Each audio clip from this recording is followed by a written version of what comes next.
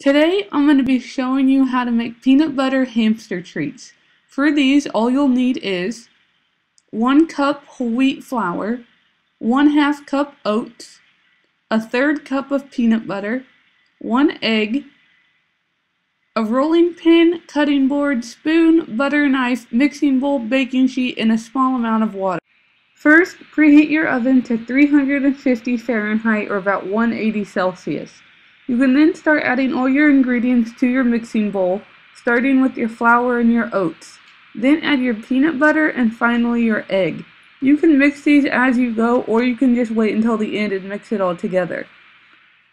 Mine ended up being a little bit dry, so you might have to add a little bit of water just to get it to a nice kind of cookie dough consistency. I ended up adding 2 tablespoons of water to get mine where it needed to be.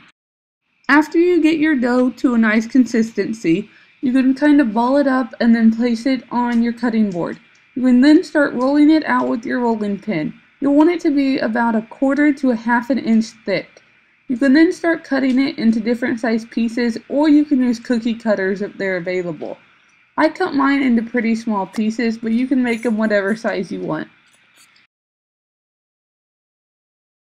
Once you get them all cut out, you can place them in rows on your baking pan and put them in your preheated oven. They should take about 20 minutes or so. You just want to make sure they get nice and crispy without getting too dark on the bottom. If you take them out after about 20 minutes, make sure you give them plenty of time to cool so you don't burn yourself. This is what they should look like when they're done. Depending on how big you make them, you should get around 2 dozen or so treats from this recipe.